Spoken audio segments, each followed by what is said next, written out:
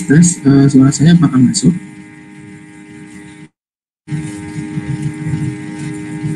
Halo, tes. Masuk, Pak. Jelas nggak? Maksudnya apakah ada dengungan atau gimana?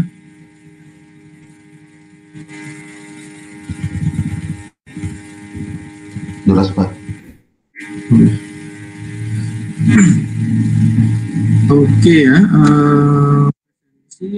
masih beberapa yang presensi. Mungkin silahkan yang belum sampai presensi, kalau enggak yang saya masukkan secara manual. Oke, mungkin sebelumnya kita mulai saja. Assalamualaikum warahmatullahi wabarakatuh.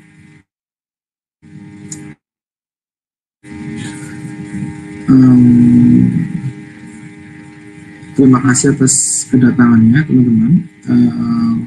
Mungkin ini merupakan lanjutan materi setelah kita melakukan perkuliahan selama setengah semester. Oke. Kemarin hari Senin tanggal 26 Oktober telah melakukan sudah tengah semester, di mana teman-teman mengerjakan soal yang telah dibagikan oleh Bu Imratul. Oke, sebelum kita lanjutkan ke materi selanjutnya, mungkin dari beberapa permasalahan yang ada, apakah ada yang ingin ditanyakan terlebih dahulu sebelum kita masuk ke materi baru? Silahkan.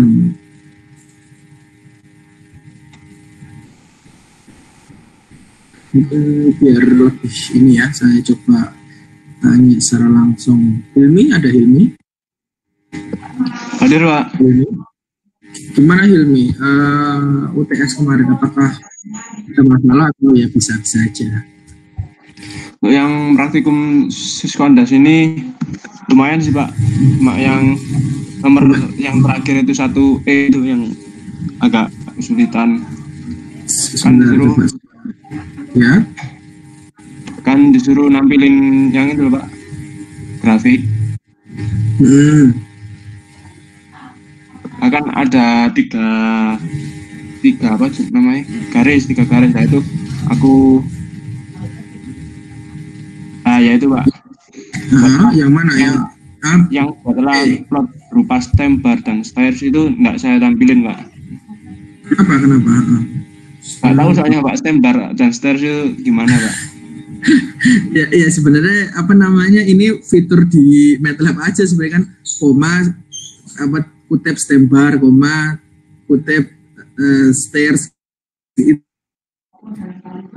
bisa dilihat di ini ya, modul pertama itu untuk menampilkan jenis-jenis grafik.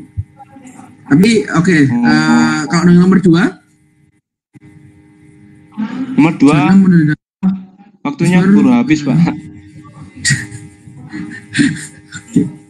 Oh gitu, ya.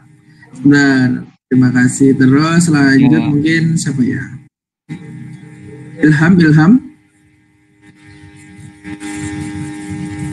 Oh, Ilham mah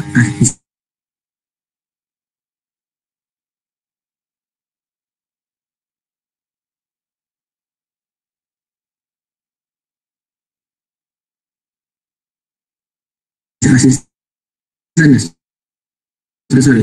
Nabila.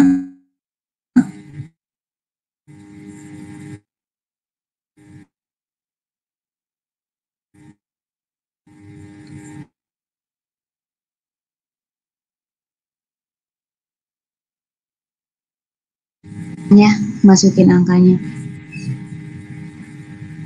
Oh, tapi sebenarnya fungsi transfernya sudah ketahuan. Iya udah, tapi pas menghitungnya aja sih, Pak, di matematikanya itu rada panjang.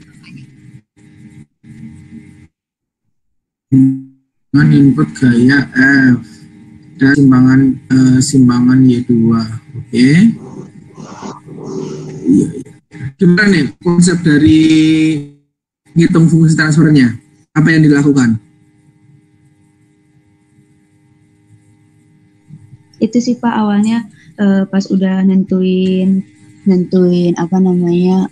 angka yang buat di masing-masing diagram bloknya itu, terus kan disederhanain. Nah dari situ sih Pak, pas masukin angkanya pas buat penyederhanaan diagram bloknya, hasilnya itu panjang Pak, jadi lumayan menguras waktu di situ Pak.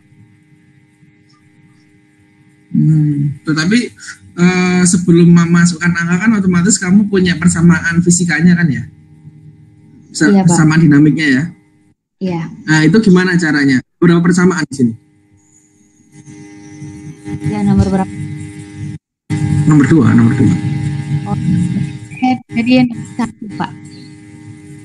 Oh, nomor 2? Yang nomor 2 saya nggak selesai Pak jawabnya. Oke. Yang nomor 2 selesai kira-kira siapa? Syauki mungkin? Syauki ada? Halo Syauki? Iya Pak. Mana? Nomor 2 selesai?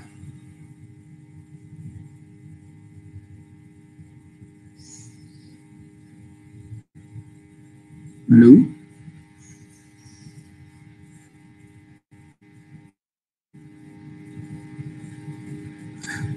Oke. Gini aja, nanti coba kita bahas ya. Ya, gimana? Kurang waktunya kemarin Pak. Soalnya di nomor yang untuk nampilin garisnya itu bingung juga. Ternyata itu fungsi dari simulingnya sendiri ternyata. Kurang tahu juga. Sebenarnya bukan simuling, tapi fungsi simuling ada. Kalau enggak fungsi dari, jadi yang paling mudah adalah kalian bisa pakai sim out. Ada block diagram namanya sim out ya. Nah dari sim out itu kan kalian sebenarnya bisa upload pakai ini fungsi sintak dari MATLAB-nya. Jadi misalkan kamu define, misalkan kan biasanya kamu masukin ke scope kan gitu ya. Nah sebenarnya kan sebelum masuk scope, kalau untuk beberapa sinyal itu kan biasanya ada MUX kan. Jadi MUX itu kan sebenarnya untuk menggabungkan beberapa sinyal masuk ke dalam scope kalian atau semacam oscilloscope kalian gitu ya di Simulink, sehingga dia bisa tampil dengan satu grafik kan gitu. Nah itu sebenarnya kan setiap sinyal yang kalian masukkan tadi itu kan sebenarnya bisa di-define ya. Nanti kan kalau dia di-define namanya, nanti akan muncul di legend di scope-nya kan, hasil plottingnya. Misalkan katakanlah Y1, Y2, Y3, Y4 kan gitu ya. Nah kalian bisa tarik nilai dari setiap sinyal tadi, Y1, Y2, Y3, Y4 tadi itu pakai sim out gitu. Nah sim out itu fungsinya adalah sebenarnya mengambil atau membaca variabel yang ada di dalam Simulink, terus diambil, terus bisa dioperasikan di script gitu ya. Script itu maksudnya di halaman utama si MATLAB-nya. Nah dari situ kan kalian bisa plot gitu ya. Terus misalkan Y1, misalkan stir, kutip stir gitu. Nanti itu juga sebagai alternatif ya untuk. Jadi di situ juga ada twist di mana kalian bisa juga ternyata ada fitur di mana memanfaatkan hasil perhitungan di Simulink. Kan terkadang kan namanya sistem direpresentasikan di dalam Simulink ataupun dalam model matematis dengan skrip kan. Nah, misalkan ini kasusnya ketika kalian pakai Simulink, maka variabel-variabel yang hasil dari komputasi atau variabel-variabel yang ada di Simulink itu bisa diambil melalui SIMOUT, terus bisa dimanipulasi ataupun diambilkan sesuai dengan kebutuhan. Mungkin gitu. Kalau untuk dua mungkin nanti coba saya bikin ini dulu, penjelasannya gitu ya. Mungkin nanti akan kita bahas mungkin di saat ini, karena saat ini kita coba materi untuk baik Pak. Kalau ini kan berarti ada dua sudut pandang. Kalau seperti ini kan dia ada dua benda ya. Nanti ada sudut pandang di M1 dan ada di M2. Nanti diuraikan melalui persamaan dari hukum Newton kan gitu ya. Misalkan di M2 ketika dikasih F gitu ya. F itu kan inputnya, anggapannya adalah input ini akan mengenai benda pertama gitu ya.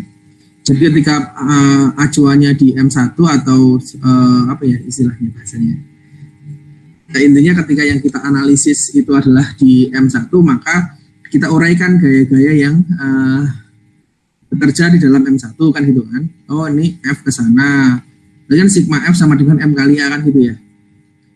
Nah seperti itu. Nanti berarti F ini akan dikurangi oleh gaya pegas dan gaya apa namanya? Gaya apa namanya ini kayak peredam ya, damper. Terus habis itu ketika nanti itu kan nanti akan ada di mana hanya itu adalah perubahan nilai Y1 kan gitu. Nanti bagaimana ketika kita memandangnya di M2 gaya apa aja yang bekerja nanti sehingga keduanya itu nanti akan mendapatkan saldo merah ya. Karena nanti bisa mencari fungsi transfer antara F dengan Y2 seperti itu. Nanti coba untuk detailnya nanti coba kita apa namanya bahas bersama. Karena ada teman kalian yang masih belum ini ya, belum ITS, nanti coba apa sekolahnya sama atau kita coba ganti karena sudah ditampilkan sekarang gitu. Nanti kita pikirkan. Oke, selanjutnya kita akan membahas atau untuk praktikum selanjutnya ada praktikum mengenai karakteristik respon sistem. Coba saya tampilkan dulu. Stop presenting.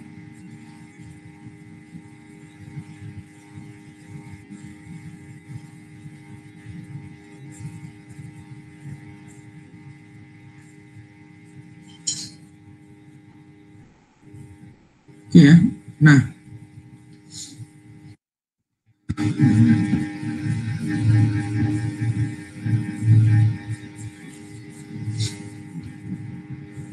oke.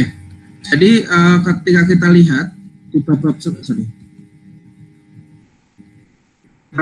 ketika kita lihat mengenai materi-materi yang kita telah pelajari di sebelum-sebelumnya,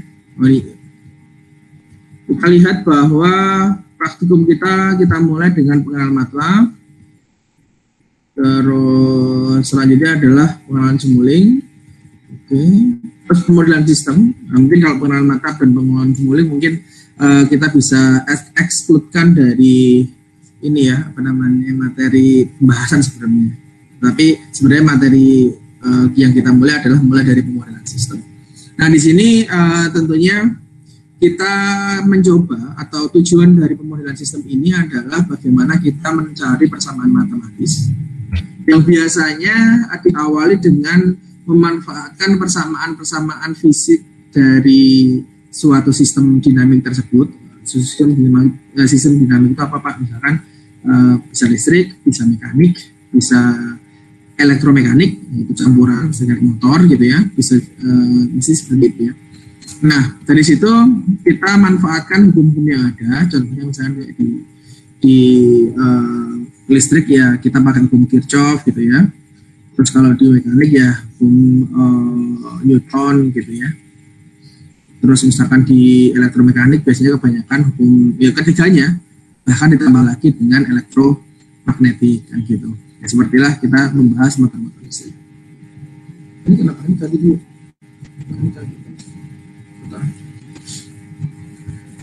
Nah, di sini kita sudah mempelajari beberapa sistem mulai dari rangkaian LLC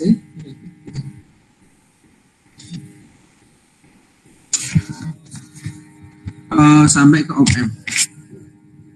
Terus setelah kita berhasil melakukan pemodelan sistem, kita melakukan penyederhanaan diagram blok. Nah, sebenarnya sebelum kita beranjak ke diagram blok, sebenarnya kita harus mempelajari mengenai representasi sistem.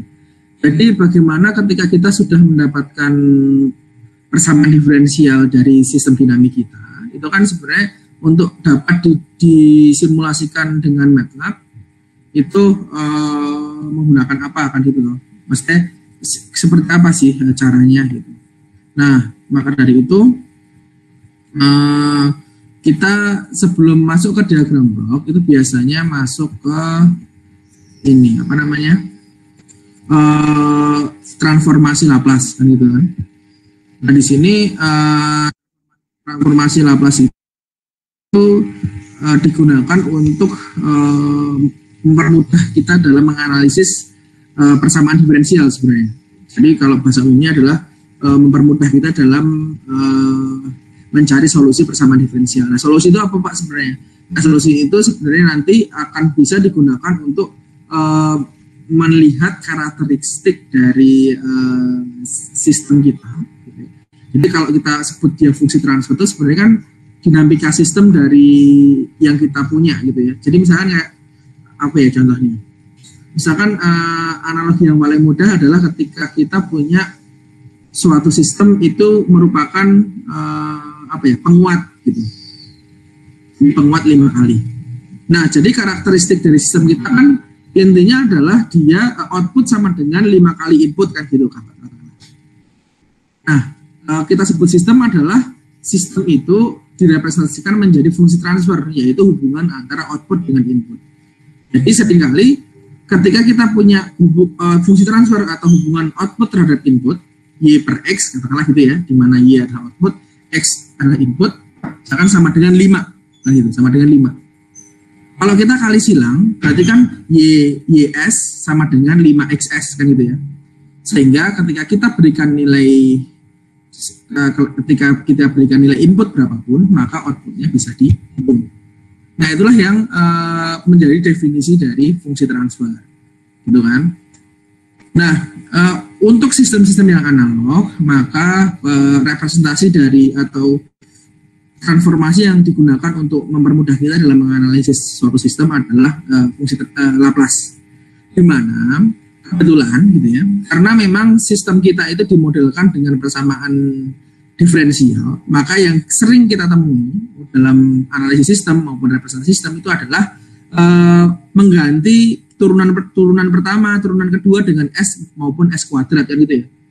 Sehingga nanti sering kali kita akan dapatkan persamaan fungsi transfer itu adalah bentuk pembilang dan penyebut gitu ya. Di mana bagian pembilang itu adalah zero, bagian penyebut adalah pole gitu.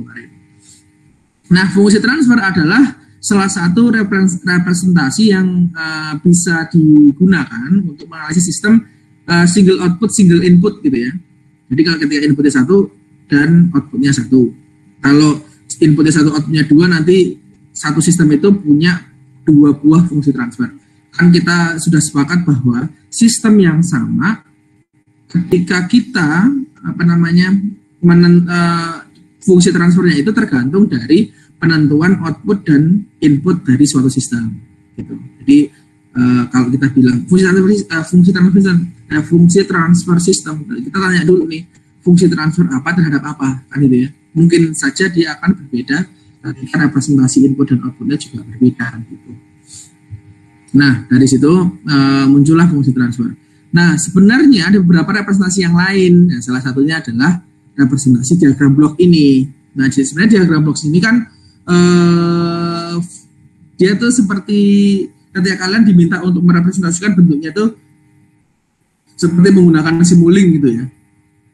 Tadi kan biasanya itu kan beberapa sistem itu mungkin ada yang lebih mudah ketika dijelaskan menggunakan diagram blok, atau lebih mudah dijelaskan dalam bentuk persamaan matematis. Itu kan mungkin preferensi dari setiap engineer ya. Makanya mengapa diciptakan fitur simuling gitu di MATLAB, itu karena kan mungkin untuk beberapa kebutuhan yang ada. Nah dari situ muncullah representasi yang lain, yaitu diagram blok. Nah di sini pada intinya sebenarnya ketika kita mempelajari tentang penyederhanaan diagram blok kan sebenarnya bagaimana kita mencari penyederhanaannya gitu ya. Penyederhanaan di sini kan sebenarnya pada ujungnya atau pada intinya adalah mencari fungsi transfer dari sistem kan gitu ya. Cuma sebelumnya terpisah-pisah oleh blok-blok diagram dan saling terinterkoneksi kan gitu.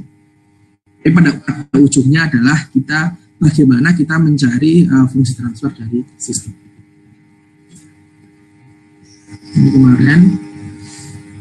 Terus, nah kita masuk ke karakteristik respon sistem. Ini seharusnya tes awal, tapi coba saya ubah menjadi tes akhir saja karena mungkin biar bisa memancing kalian untuk terus membaca gitu ya. Jadi kalau tes awal kan mungkin karena ada kendala waktu ya, tapi kalau tes akhir kan lebih ke setelah kalian melakukan sedikit penjelasan dari saya gitu. Jadi bagaimana kalian bisa mengeksplor berdasarkan guidance yang ada di tes awal, karena pada dasarnya tes awal ini adalah berisi tentang intisari dari materinya. Nah, kalau kita berbicara respons system, kan sebenarnya istilah yang sering digunakan itu respons itu adalah sebenarnya output system, gitu ya. Jadi kalau kalian mendengar respons sistemnya gimana, itu maksudnya outputnya gimana, kan gitu sebenarnya bahasa lainnya. Nah, respons sistem itu biasanya diukur melalui keluaran dari sistem ketika diberikan suatu masukan, ataupun memang sebenarnya tertrigger karena itu gitu. Nah, di sini time response of a control system consists of two parts, transient response and steady state response. Jadi di sini output dari suatu sistem itu terdiri dari dua atau tersusun dari dua. Yang pertama adalah transient response sama steady state response, di mana ini merupakan dua bab lanjutan yang akan kita pelajari setelah OTS ini. Linear time invariant control system is stable if the output eventually comes back to its equilibrium state when the system is subjected to an initial condition. Maksudnya gimana Pak? Jadi ketika kita melihat performansi sistem, jadi kalau kita breakdown lagi the objective of control system gitu. Tujuan dari control system itu seperti kan response system gitu ya. Jadi kan sebenarnya kalau kita kembali lagi ke permasalahan awal gitu, jadi kenapa sih harus dikontrol kan gitu sebenarnya. Buat apa sih kontrol itu kan gitu. Ini kita coba sisihkan gitu ya.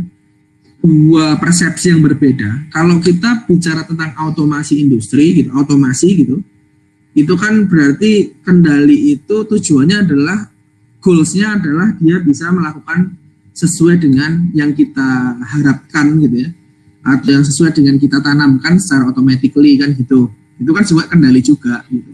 Tapi yang di sini yang dimaksud untuk yang sistem kontrol dasar di sini adalah performansinya sesuai dengan apa yang kita inginkan. Gitu.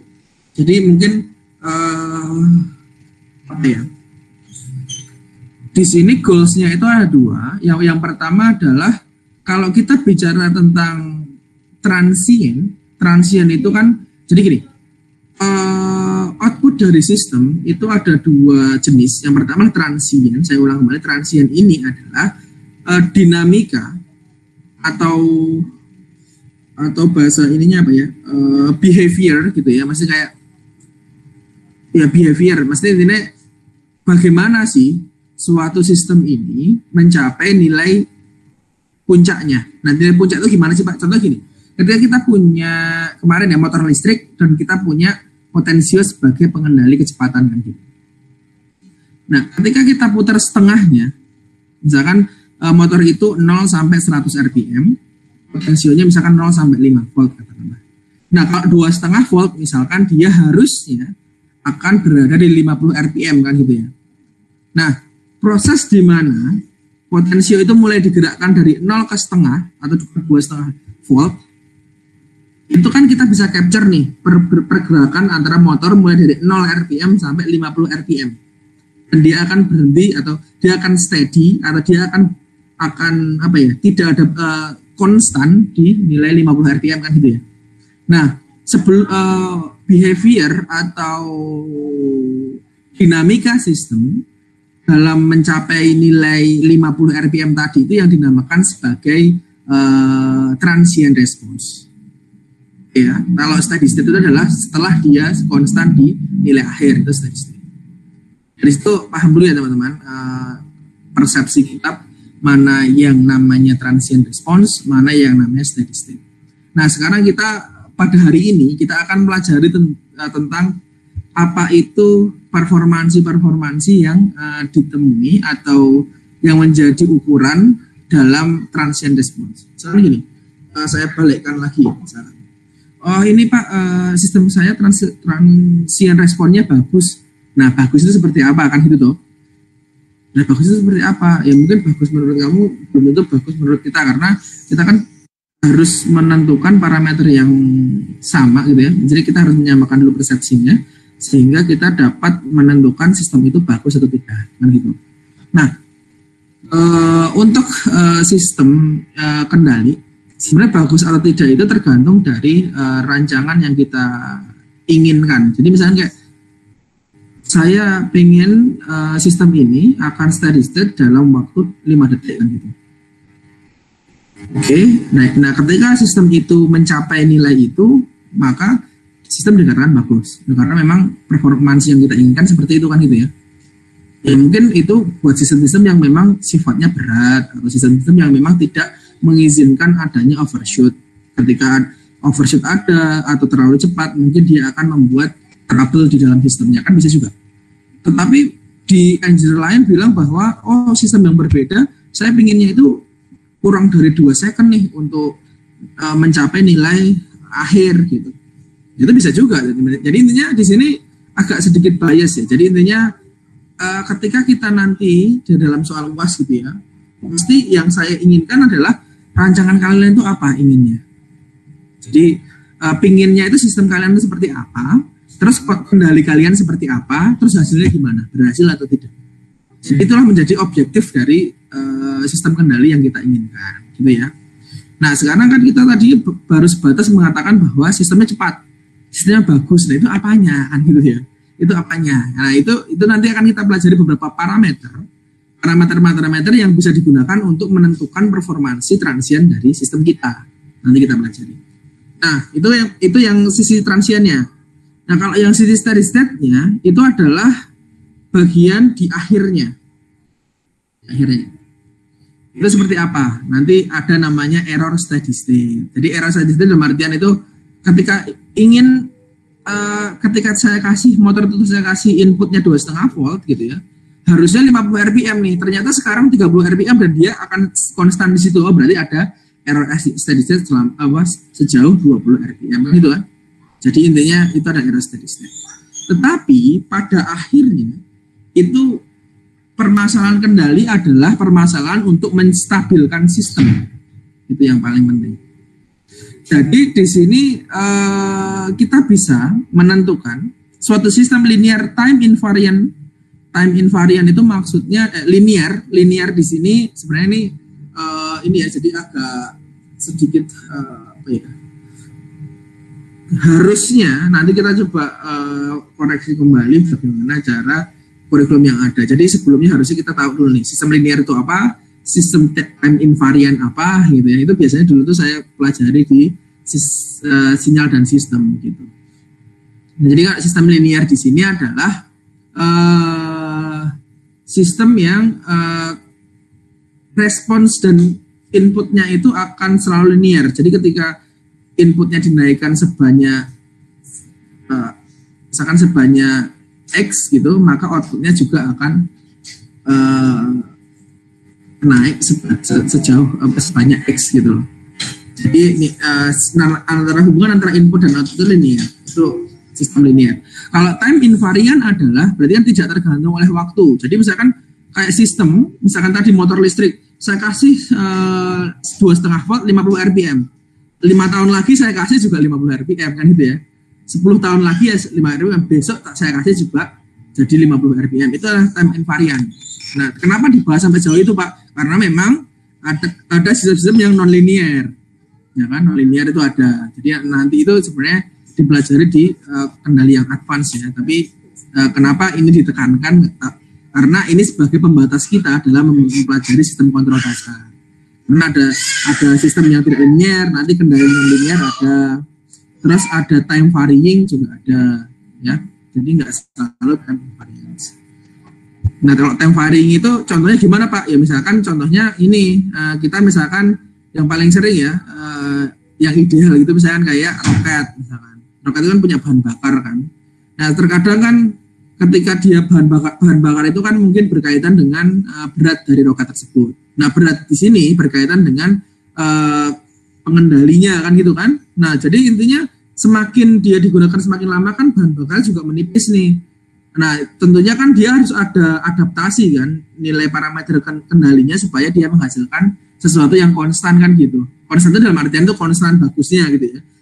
Walaupun dia ketika dia bahan bakarnya penuh atau membawa beban yang banyak sampai ke membawa beban yang sedikit, dia harus mempunyai performansi yang sama. Nah, itu nanti dibahas juga di time varying control. Jadi intinya kita batasi di linear time invariant biar mungkin kalian tidak bingung, oh mengapa kok tiba-tiba muncul sistem yang linear time invariant itu maksudnya apa Pak kan gitu. Itu sebagai pembatasan kita untuk sistem yang ideal, sistemnya linear dan time invariant. Nah, di situ kita bisa klasifikasikan menjadi 3. Yang pertama adalah stabil, critically stable, dan unstable.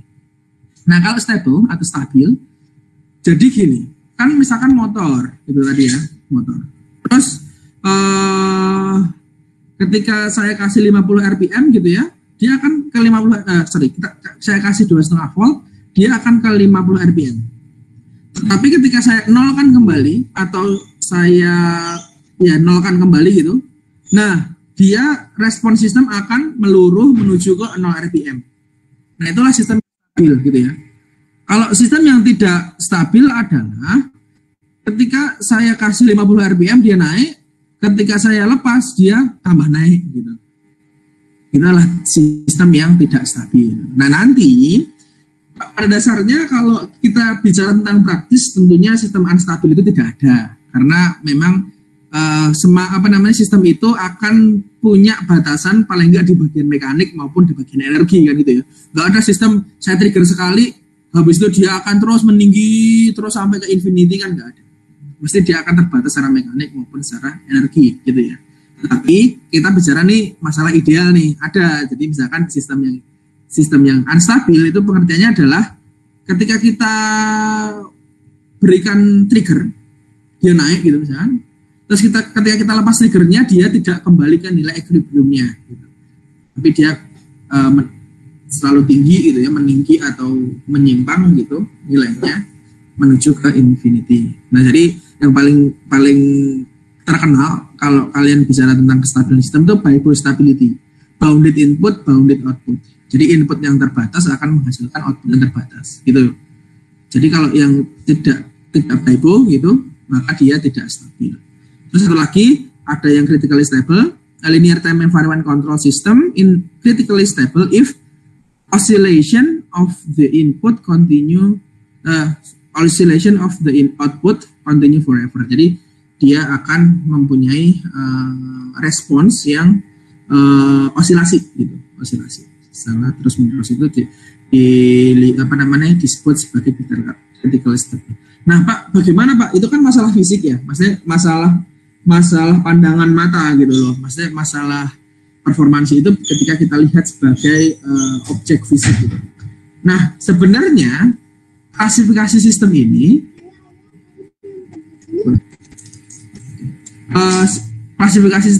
nantinya itu akan bisa ditentukan oleh letak pole closed loop dari steady state kita. Dari fungsi transfer kita. Jadi kan tadi kan kita bahas bahwa bagian pembilang itu adalah zero, bagian penyebut adalah pole. Pole itu kan misalkan gini, kalian punya S kuadrat plus 5S plus 6. Itu kan kalau kalian parsialkan, kalian faktorkan, itu kan S plus 3 sama S plus 2 kan, ya nggak? S plus 3 dikali dengan S plus 2 gitu ya. Nah itu kan kalau kalian cari polnya kan berarti S sama dengan min 3 sama dengan, terus yang kedua adalah S sama dengan min 2 gitu ya. Nah dari situ kan sebenarnya nanti terlihat gitu ya, bahwa sistem yang stabil itu akan mempunyai pole di nilainya itu negatif. Nah, jadi sebenarnya ada penjelasan yang paling fundamental. Jadi kalau kalian nanti inverse Laplace-kan dari fungsi yang tadi, misalkan kalian coba ya, seper S kuadrat plus 5S plus 6, coba kalian inverse Laplace-kan pakai MATLAB. Nanti pasti hasilnya itu E pangkat minus ya, E pangkat minus T. Misalnya ada pangkat dari eksponensialnya itu adalah minus. Kalau minus itu berarti dia meluruh gitu. Dia akan meluruh. Ya. Nah, itu yang menyebabkan mengapa mengapa sistem yang stabil itu adalah sistem yang letak polnya di sebelah kiri sumbu imajiner. Jadi minus 1, minus setengah, minus 2, minus sampai minus 10.000. Asalkan dia polnya berada di minus, itu dia akan menjadi sistem yang stabil. Tetapi kalau ada satu saja nilai pol yang berada menyeberang ke sisi positif dari sumbu imajiner, misalnya polnya positif gitu ya, satu saja dari 50 pol yang lain gitu, satu dari 3 pol yang lain gitu misalkan, maka dia sistem tersebut akan menjadi tidak stabil gitu ya. Jadi itu bagaimana cara kalian mengecek kestabilan dari sistem tersebut. Oke, dari sini ada pertanyaan dulu nggak nih? Teman-teman, vertikal stabil nanti berarti berada di titik imajiner atau di titik 0 plus minus berapa C gitu. Jadi yang digunakan untuk menentukan stabil atau tidak itu bagian real dari polnya. Kan bisa saja polnya di minus 2 plus minus J atau min 2 plus minus 5J gitu ya. Jadi 5J itu ketika kalian pengen memfaktorkan gitu ya. Jadi persama. Kan biasanya kan dari fungsi gini.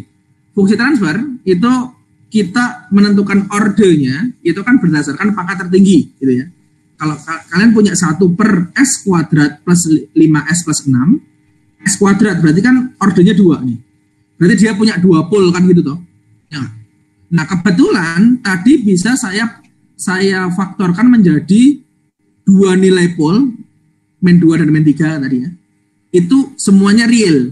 Tetapi bagaimana ketika D-nya itu apa ya intinya? Ketika akarnya itu ada yang imajiner kan itu kan. Kalau di sini kita sebutnya kalau imajiner bisa I bisa J, tapi kalau ini bisa membedakan J ya. Misalkan akarnya minus 2 plus minus 5J. Berarti nanti letaknya adalah sumbu realnya minus 2, imajinernya adalah plus J sama minus 5J, plus 5J sama bawahnya minus 5J. Jadi letak polnya di kedua ini. Ya, kedua atas bawah kembar gitu ya. Atas bawah. Gitu ya. Nah, yang digunakan untuk menentukan nilai kestabilan sistem adalah bagian realnya saja. Bagian realnya saja. Jadi imajiner nggak pengaruh terhadap kestabilan dari suatu sistem. Oke, di sini ada pertanyaan dulu nggak teman-teman? Sebelum kita akan lanjutkan.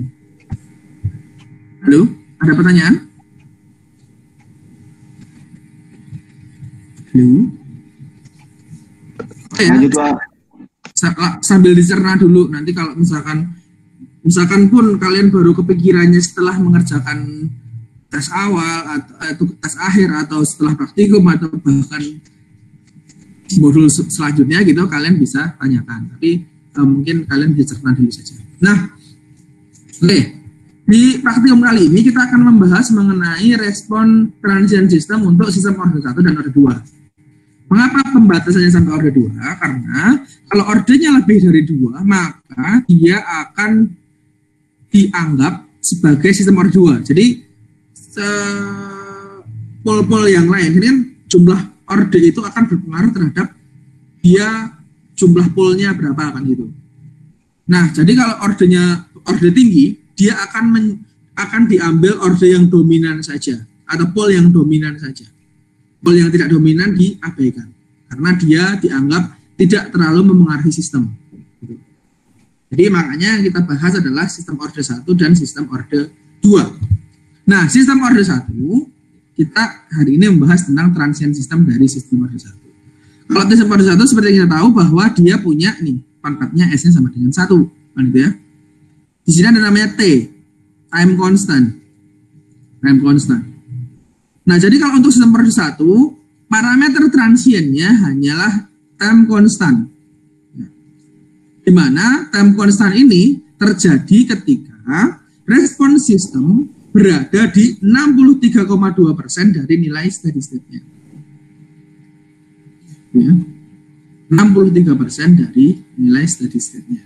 Jadi kalau kalian misalkan bahas, oh saya punya sistem order 1 dengan time constantnya sekian. Nah, ini gimana Pak cara ngujinya? Misalkan kalian punya ini 1 per S plus 5 ya.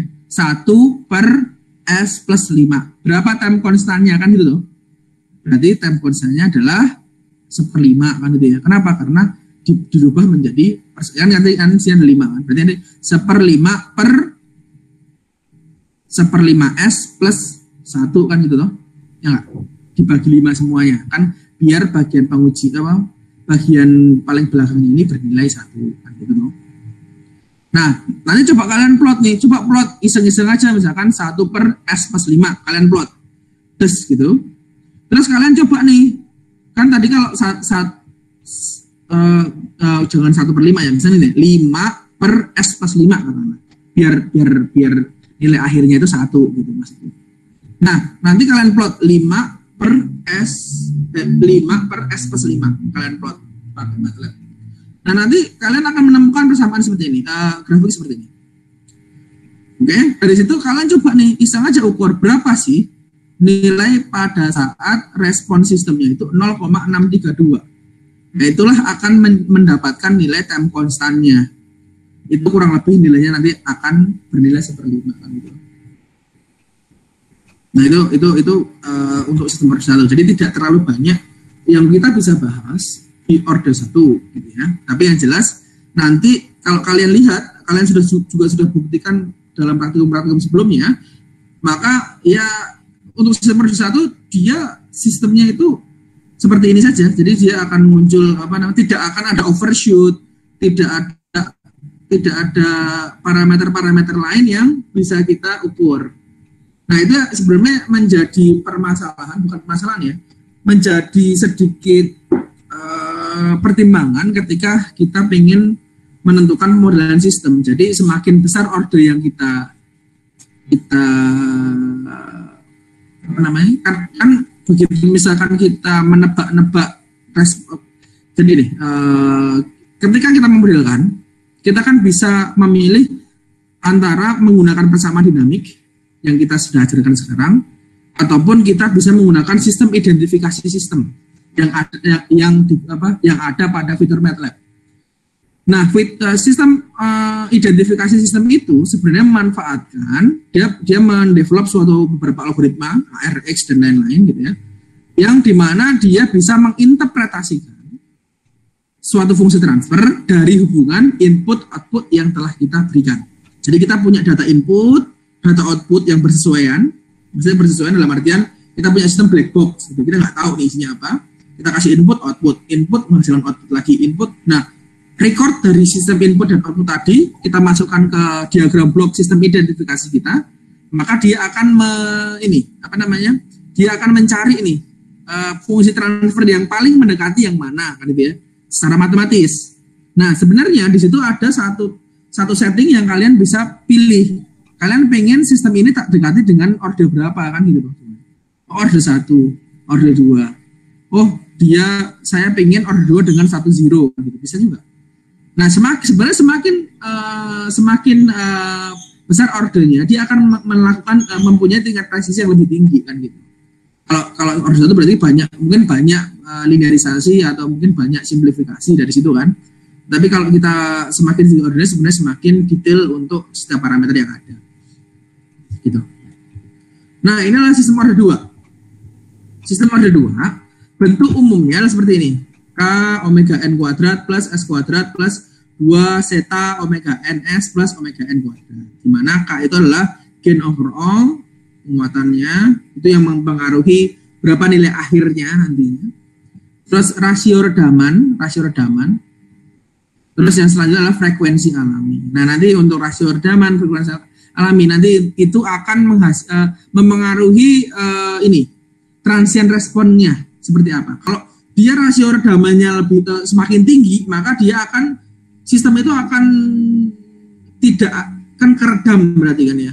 Nah, sistem itu akan mencapai ke nilai steady state-nya tanpa melewati overshoot gitu ya.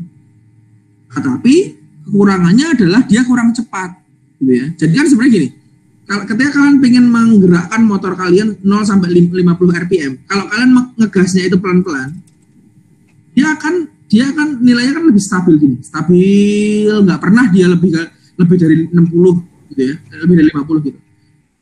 Apa kekurangannya adalah sistem itu akan lambat kan itu transiennya.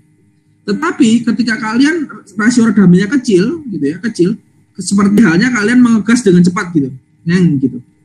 Dia lebih cepat nih sampai ke titik akhir ya kan. Tetapi efeknya adalah dia pernah nih melewati batas tertentu baru turun lagi. Gitu kan, itu rasio redamannya berbeda. Nah, jadi nanti misalkan kalian punya, misalkan gini, 5 per S kuadrat, 5 plus S kuadrat plus 5S plus 6, gitu ya. 6, 9 ya. Misalkan katakanlah, ya plus 6 gitu. Nah, dari situ, nanti kalian sandingkan dengan persamaan bentuk umumnya. Oh, berarti kalau saya punya 5 per S kuadrat plus 2. Ini ada ini sih.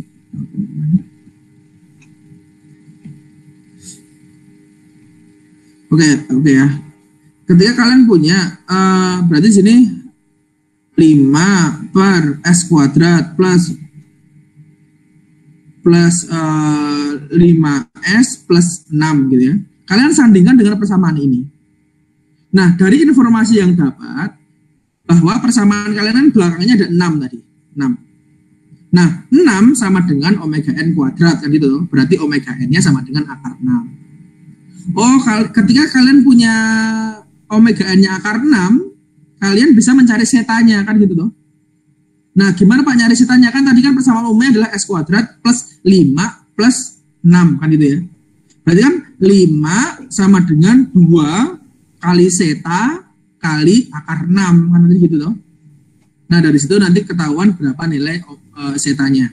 Nah, dari seta dan omega n ini nantinya akan dapat digunakan untuk mencari beberapa parameter yang ada pada sistem orde 2. Gitu ya. Jadi intinya dari situ langkah-langkahnya. Pertama, kalian ambil dulu nih persamaan orde 2-nya. Oh, ini persamaan orde 2-nya. Nah, dari situ kalian cari seta dan omeganya berapa. Zeta dan omega n-nya berapa kan gitu loh. Dengan menyandingkan dengan bentuk umum dari sistem orde 2. Dari situ nanti ketahuan omega n-nya berapa, zetanya berapa. Nah, dari situ kita bisa mencari nih. Parameter yang pertama itu adalah delay time. Time delay itu di mana waktu yang dibutuhkan untuk si respons itu mencapai setengah dari nilai maksimumnya. Gimana cara hitungnya Pak? Ini 0,742 dibagi zeta omega n, di mana zeta dan omega n itu adalah didapat dari perhitungan manual yang kita miliki atau kita cari bersama. Kan itu toh. Jadi ini sama intinya dari praktikum. Verifikasilah hasil simulasi yang kalian jadi verifikasilah hasil perhitungan manual kalian dengan simulasi di MATLAB.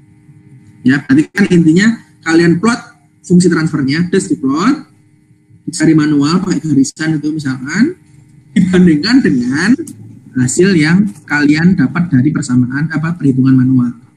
Sebenarnya nggak usah dicari juga beda sih. Nanti kalian ada step info gitu. Nanti ada step info. Step info itu nanti ada settling time-nya berapa, rise time-nya berapa, peak time-nya berapa kan gitu. Oke, jadi intinya nanti akan muncul nih, nilainya. Nah, tetapi beberapa ini kan saya ambil dari Ogata. Nah, ada beberapa pendapat yang mungkin agak sedikit berbeda nanti terkait dengan rise time. Jadi di MATLAB itu rise time itu 5% sampai 90% kalau saya tidak salah ya. Tetapi mungkin di buku ini menganggap rise time itu 0 sampai 90%. Seperti itu. Jadi intinya terkadang ada sedikit perbedaan tapi it's fine, nggak masalah. Itu karena beda referensi saja. Tetapi intinya adalah kalian bisa memverifikasi hasil perhitungan nilai-nilai ini secara manual gitu ya, dengan plot yang ada. Jadi intinya nanti akan terlihat oh perhitungan manual itu betul gitu sesuai dengan respons yang ada di dalam plot. Oke, conclusion ya. Jadi pertama bisa buat mencari delay time, bisa mencari rise time. Rise time di sini kalau di sini fungsi pengertiannya adalah dari 0 sampai ke 100%. Terus bisa untuk mencari peak time. Peak time itu adalah dari 0 sampai ke nilai puncaknya. Itu peak time. Oke. Nah kalau di order 1 nggak ada nih. Kalau overshoot ini namanya overshoot ya sini. Overshoot itu nggak ada. Selanjutnya adalah maksimum overshoot. Ini MP. Itu bisa dicari juga dengan rumus ini. Oke. Ini XTX itu eksponensial ya. Eksponensial. Terus selanjutnya adalah settling time. Jadi settling time itu waktu yang dibutuhkan dari 0 ke nilai tertentu. Nah, makanya kenapa saya bilang tertentu, ini soalnya ada 5%, 2%, setengah persen. Maksudnya adalah ini. Misalkan kita ambil 2% maksudnya, 2% gitu ya, 2%. Maksudnya adalah waktu yang dibutuhkan untuk respon sistem dari 0 sampai dia pertama kali masuk ke osilasi 2%. Kan maksudnya itu ini, sistem itu kan akan lama-lama akan melurus sampai ke nilai akhir dan berhenti. Berhenti itu maksudnya konstan ya. Nah, dia mulai osilasi di 2%, kurang dari 2% itu kapan? Itu namanya settling time. Jadi semakin cepat settling time, semakin cepat settling time-nya berarti kan osilasinya semakin kecil. Karena dia cepat steady state-nya.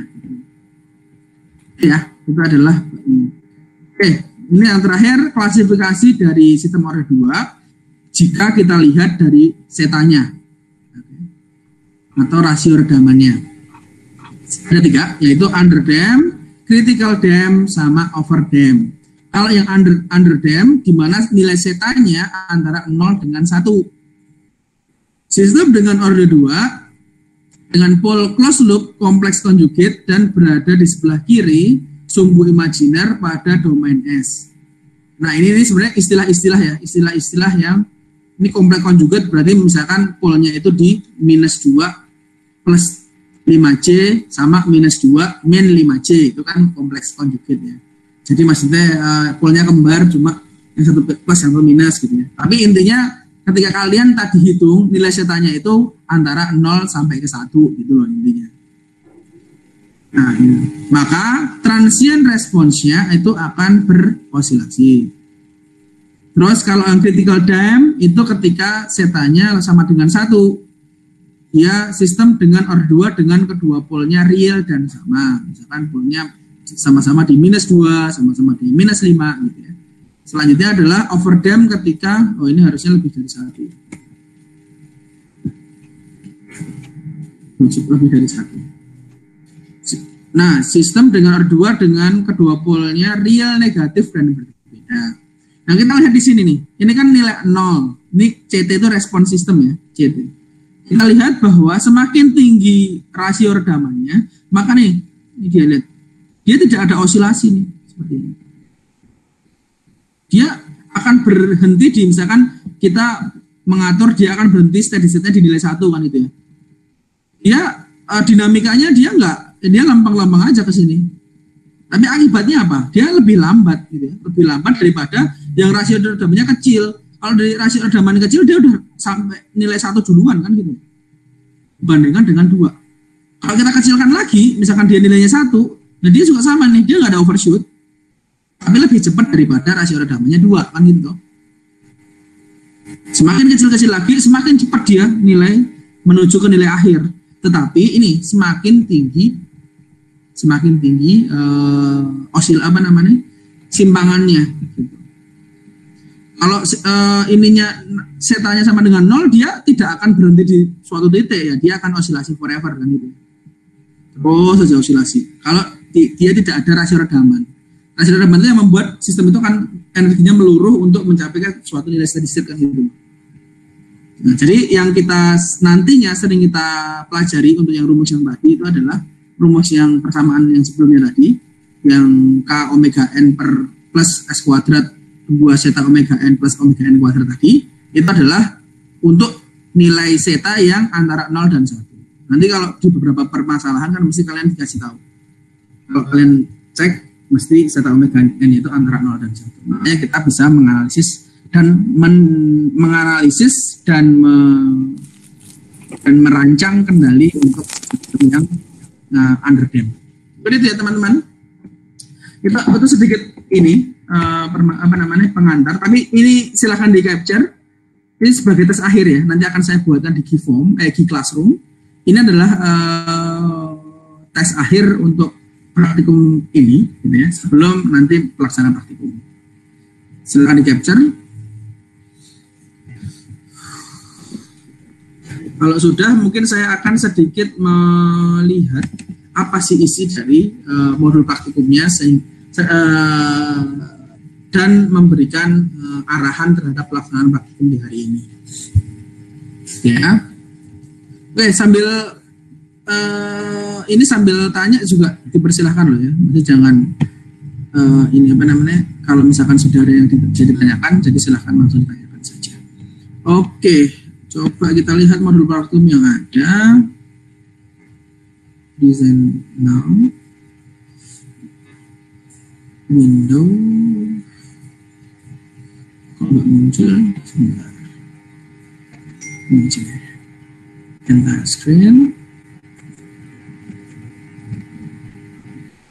Right. Nah ini. Ya, masuk ya. Kita lihat bab berapa nih berarti? Unit ini.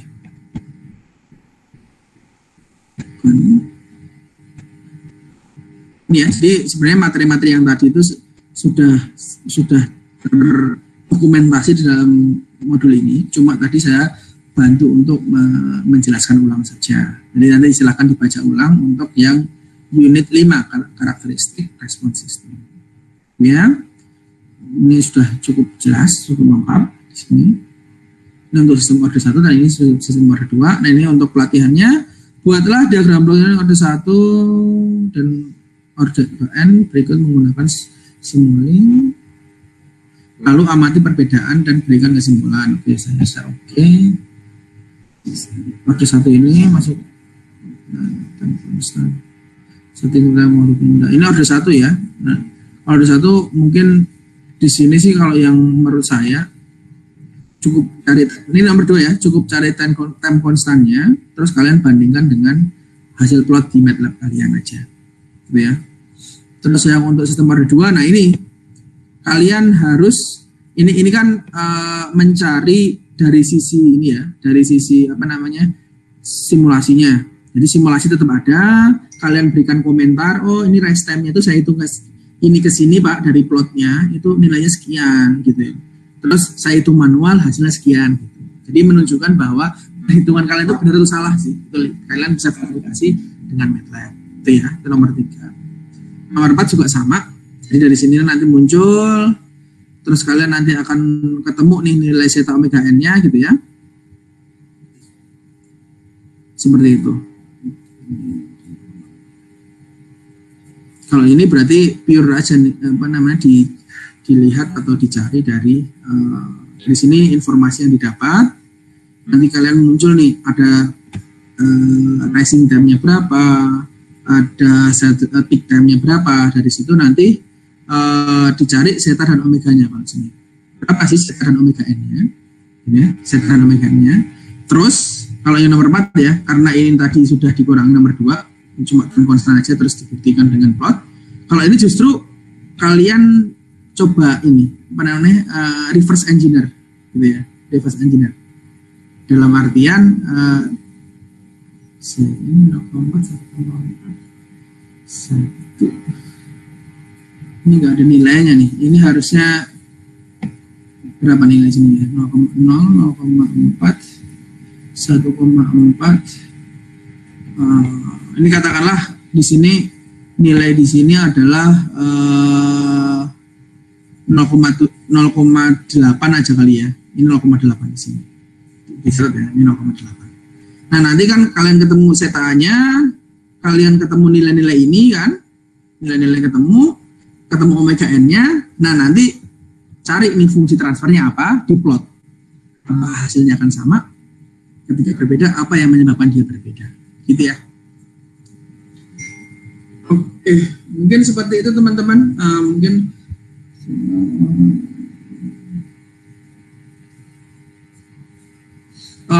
untuk pengerjaan modul itu Apakah ada pertanyaan? Kalau tidak, saya akan presensi secara manual, terus kalian bisa mengerjakan praktikum di hari ini, gitu?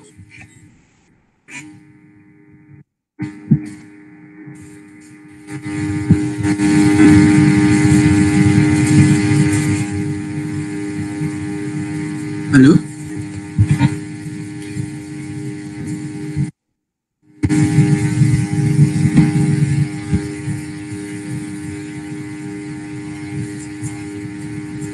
Presensi.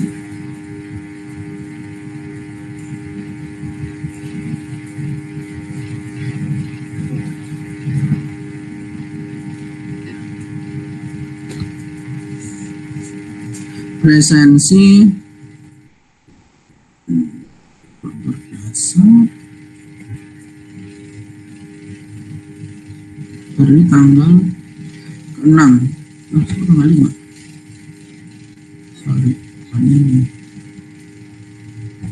praktikum tanggal 5. Radia ada? Ada, Pak. Oke. Elizabeth Gusti ada? Hadir, Pak.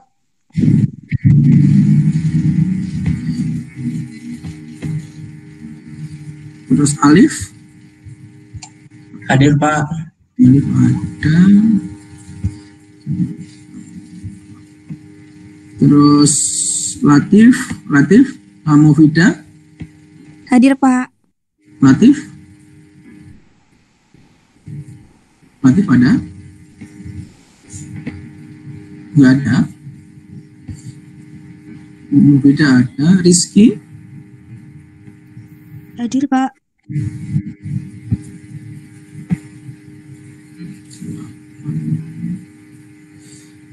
Rizky Nur ada. Afzar? Halo? Afzar tadi sebagai masalah sinyal. Afzar ada?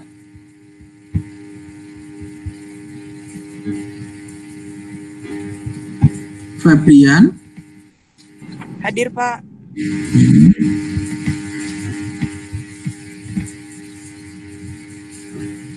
Hanif? Oh iya ada ya. Nabila?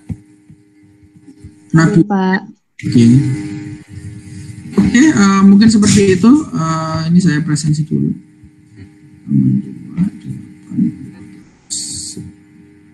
Relatif ya yang belum ada. Oke, teman-teman mungkin seperti itu untuk pengantar praktikum hari ini. Nanti saya buatkan di Classroom untuk pengumpulan tes akhir dengan pengumpulan hasil praktikum yang dilakukan. Jadi misalkan sekarang belum ada yang tanyakan, jadi silahkan nanti membaca ulang di modul yang sudah disediakan. Kalau misalkan ada permasalahan, silahkan ditanyakan baik dengan saya maupun dengan asisten. Mungkin seperti itu ya. Mungkin saya akhiri pertemuan kali ini. Terima kasih atas atensinya dan kedatangannya. Selamat pagi. Assalamualaikum warahmatullahi wabarakatuh. Terima kasih. Terima kasih, Pak.